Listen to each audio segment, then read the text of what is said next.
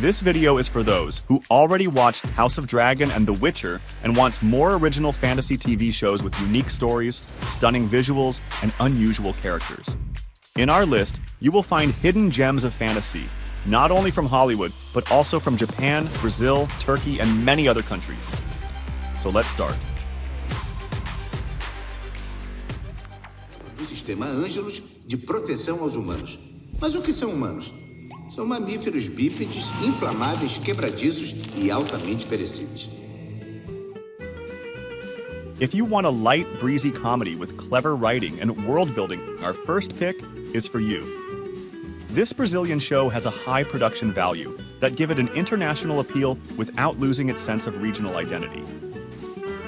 The show depicts a bureaucratic organization of guardian angels, in which the uniformed Angelus invisibly protects humans, always following the rules of an absent boss. With the arrival of Uli, a new angel who starts questioning the established rules, the whole system slowly sinks into crisis. The series joyfully plays with consequences of Uli's actions and the interactions between humans and angels. Estes são pequenos humanos.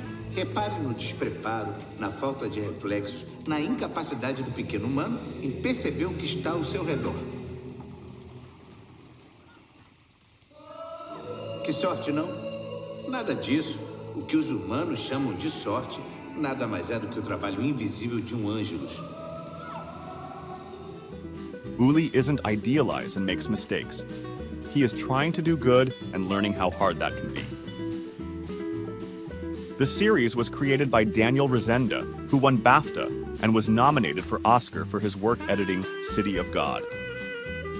If you enjoyed The Good Place and Good Omens, this short one-season comedy that you can binge in one evening on Netflix is for you. Want to see a new take on the classics? Then try The Creature. This Turkish limited series was inspired by Mary Shelley's Frankenstein. And while key elements of Shelley's iconic horror tale are easily spotted, the series could never be accused of being unimaginative in its approach. We follow Zia as he sets off to Ottoman-era Istanbul to study medicine. He grew up with a thirst for knowledge and desired to expand humanity's understanding of the body. But after his mother's death, Zia becomes fixated on finding a way to prevent death or even reverse it. His unorthodox desires put him in the path of a shunned professor who may just have the knowledge he seeks. Thrilled with this discovery, they team up and conduct experiments. That is until something goes horribly wrong. Disasters, pain, and cruelty aren't strangers to the series' 8 episodes, and it would have been easy for the narrative to devolve into a series of heartbreaking moments with not a glimmer of hope to be seen.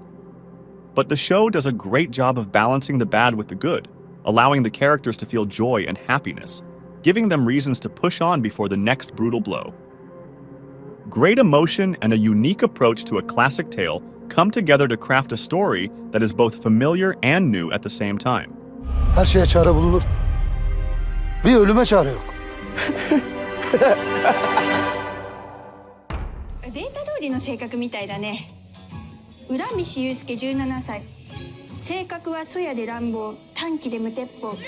その上手癖が悪いし頭も悪い。喧嘩喫煙飲酒賭博。こんなことまで？悪の申し子みたいなやつね。死んで正解だったんじゃないの？うっせえほっとけ。If you enjoyed One Piece adaptation, we suggest you check out our next pick. One of the most beloved anime series of the 90s, Yuu Hakusho, gets a live-action adaptation after 30 years. The story deals with a range of themes: death, legacy, motherhood, ageism, as well as more common subjects like finding one's true strength in romance. The show follows Yusuke, a classic anime protagonist, a delinquent with a heart of gold. This is never blatantly stated, but you can see it clearly in his behavior that Yusuke's bad boy demeanor is just a front for a young boy who desperately needs to fit in somewhere and wants somebody to see his worth. After he dies saving a child, the spirit world offers him a second chance in exchange for helping them deal with demons. The show uses somber and down-to-earth cinematography for the human world scenes and the colorful and vibrant panel for the spirit world. It is also fully committed to embracing its combat weirdness, and that is one of the highlights of the show. The Yukai's demons wield wildly unique powers, which makes every fight full of surprises that is exciting to watch. It's not that common to have stories that deal with life and death in such a colorful but also meaningful way. ユウスケにひどいこと言っちゃったんだ。ユウスケに死んじゃえって言っちゃったんだ。本当はそんなこと思ってないのに。私のせいだ。ごめんなさい。ごめんなさい。敦子さん。There is only one season consisting of 5 episodes, which don't seem all that generous for so many exciting characters and fascinating stories. So, if you are up for a good anime-style show, this one is for you. 孩子有自己的路，让他去吧。观音菩萨，恕我直言，但是他是我的儿子。正是啊。 Our next pick flips the script, and instead of using superheroes for modern-day myth-making, it infuses centuries-old myths into genres now dominated by superheroes. Disney adopts a groundbreaking graphic novel, and the director of Shang-Chi and the Legend of the Ten Rings, Daniel Cretton, directed the pilot. The story of the show revolves around Jin Wang, a rising sophomore desperate to fit into his majority-white high school. Every day, he deals with microaggressions that stop just short of explicit racism. And when a new student named Wei Chen shows up, Jin gets assigned to show him around, because he is also Chinese. So sorry, but my Chinese isn't super good. Well, this is Wayne Chung. Wei Chen. He's a new student and he's Chinese, like you. Okay. I thought that you could show him around since you two have so much in common. We do? So for the rest of the day, he's going to be your shadow. Sorry, my what? He's going to tag along with you to all of your classes except English because he's ESL and math. He's way ahead of you in math. But Wei Chen is not what he seems. From prologue, we know he's actually the son of the Monkey King, a legendary figure and protagonist of the classic novel Journey to the West. With his father's stolen staff in hand, he has come to Earth in search of a MacGuffin he calls the Fourth Scroll. The show squeezes a lot into just 8 episodes. Not only demons and magical amulets, but also meditations on the immigrant experience and evolving standards of Asian American representation.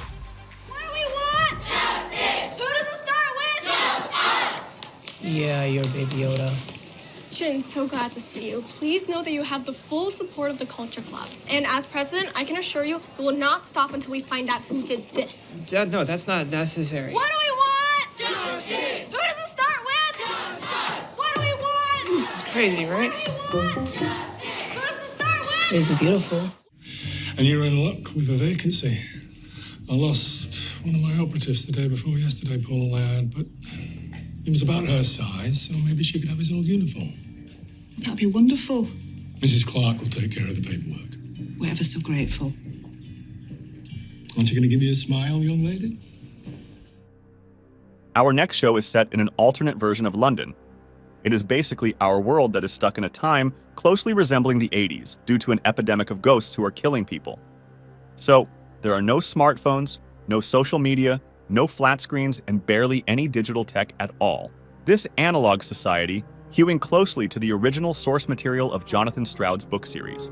It's essentially Thatcher's Britain minus Thatcher, edgy and dangerous. The show's use of real London locations, austere concrete buildings and crumbling mansion houses help with an authentic atmosphere. This setting provides a vivid backdrop to the main action, where the 3 young protagonists, Lucy, who has the psychic ability to sense the presence of ghosts, Lockwood and George, are hunting ghosts.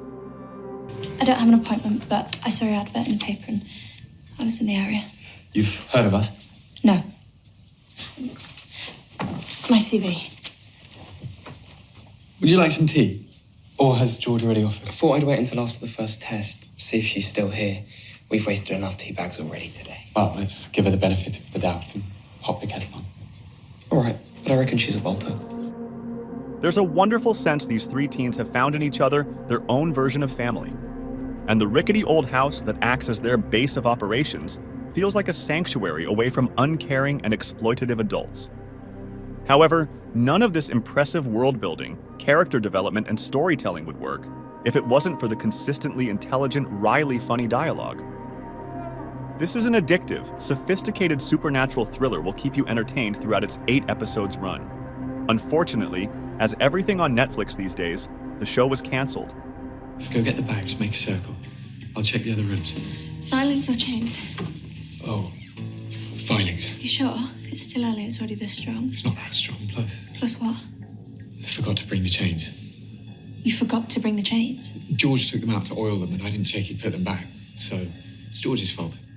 Anyway, it doesn't matter. We don't need them for a job like this. Filings will be just fine. Now, the men in this building are not your enemies. I am not in the business of deciding who my enemies are. Neither are they. Justice is justice. When was your last day off? I don't need a day off. What's the hurry on this? What's the fucking hurry?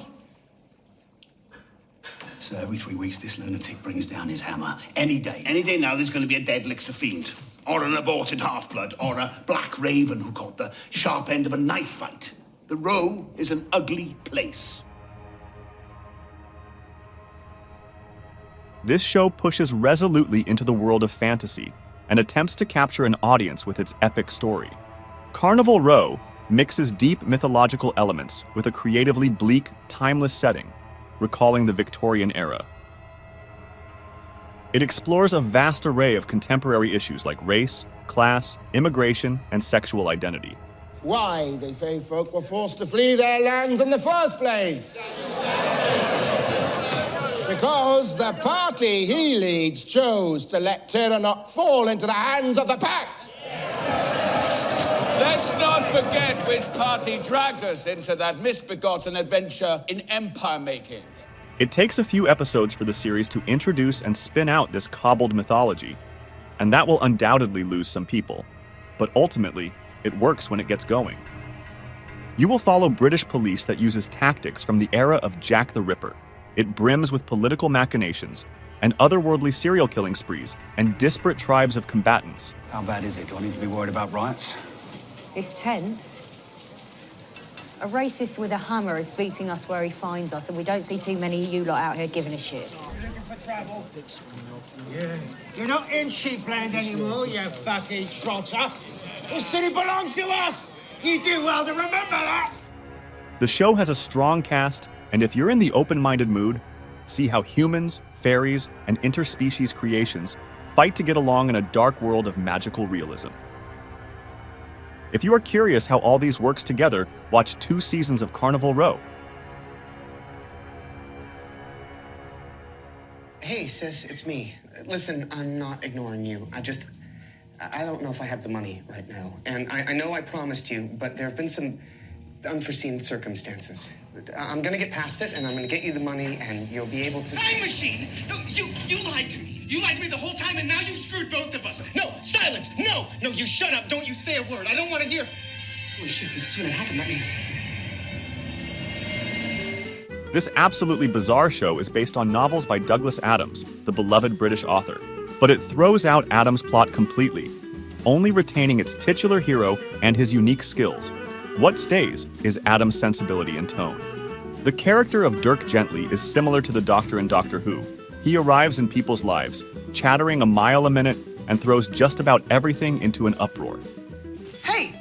I'm trying to decide whether you're a clue, an accomplice, or an assistant. Who are you? What is this? Have you noticed an acceleration of strangeness in your life as of late? Perhaps a series of intense or extraordinary events which, as of now, seem unconnected, with the exception of each being separately bizarre.